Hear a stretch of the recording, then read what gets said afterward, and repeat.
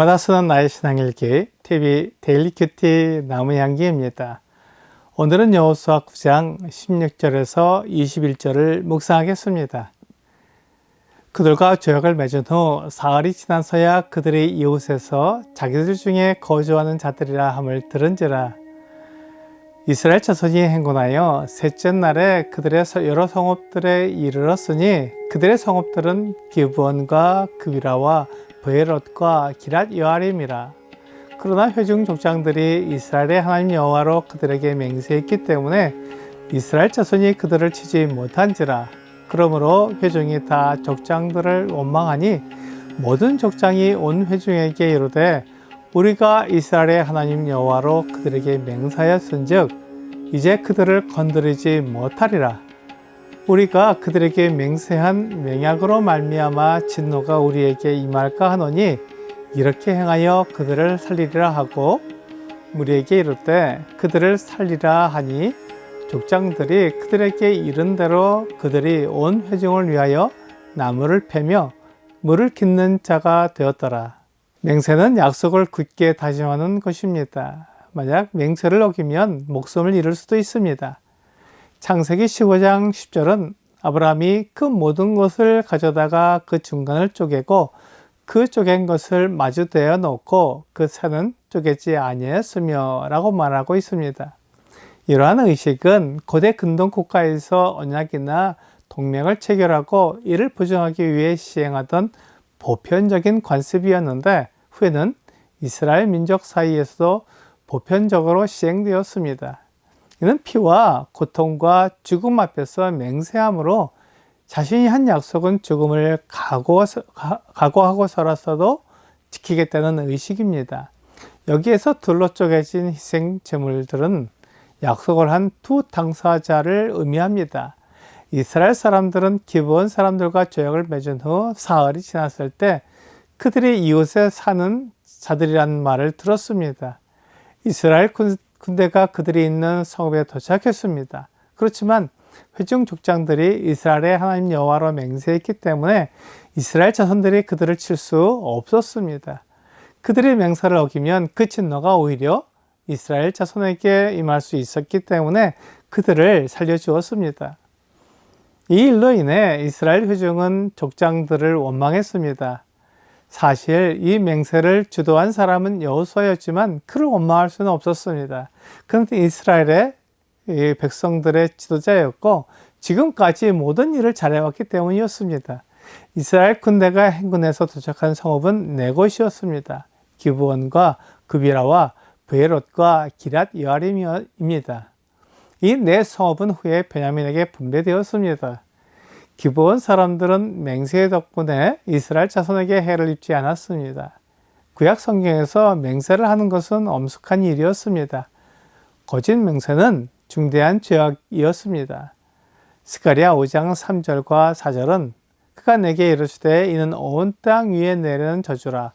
도둑질하는 자는 그 이쪽 글대로 끊어지고 맹세하는 자는 그 저쪽 글대로 끊어지리라 하니 만군의 여호와께서 이르시되 내가 이것을 보냈나니 도둑의 집에도 들어가며 내 이름을 가리켜 명령되이 행하는 자의 집에도 들어가서 그의 집에 머무르며 그 집을 나무와 돌과 아울러 살으리라 하셨느니라 하니라 라고 말씀하고 있습니다. 망령되이 맹세하는 자는 끊어질 것이라고 하나님께서 말씀하셨습니다. 사람들은 일반적으로 자신이 잘못한 일에 대해 변명하고 정당화하지만 이스라엘의 족장들은 그들이 한 일에 대해 부인하지 않았습니다. 그리고 잘못된 맹세라도 지켜야 한다고 말했습니다. 그들이 맹세한 것을 어겨서 화를 당하지 않으려면 기브온 사람들을 살려줘야 했습니다. 이스라엘 지도자들은 기브온 사람들을 살려주었고 그들은 온 회중을 위하여 나무를 패며 물을 깃는 사람들이 되어야 했습니다. 이렇게 해서 기브온 사람들이 이스라엘 가운데 살게 되었습니다. 모세는 이스라엘 백성들 사이에 이렇게 이방인들이 살게 될 것을 알았습니다. 신명기 29장 11절은 너희의 유아들과 너희의 아내와 및 내 친중에 있는 객과 너를 위하여 나무를 패는 자로부터 물 깃는 자까지 다 너희의 하나님 여호와 앞에 서 있는 것은 라고 말씀하고 있습니다. 이스라엘에 사는 모든 사람은 이방인을 포함해서 모두가 언약을 따라야 했습니다.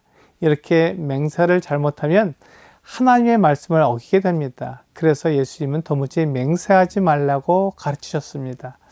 마태복음 5장 33절부터 37절은 또 옛사람에게 말한 바 헛 맹세를 하지 말고 내 맹세한 것을 주께 지키라 하였다는 것을 너희가 들었으나 나는 너희에게 이르노니 도무지 맹세하지 말지니 하늘로도 하지 말라. 이는 하나님의 보좌이며 땅으로도 하지 말라. 이는 하나님의 발등상이며 예루살렘으로 하지 말라.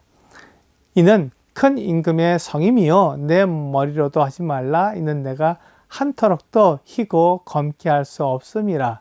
오직 너희의 말은 옳다 옳다 아니라 아니라 하라.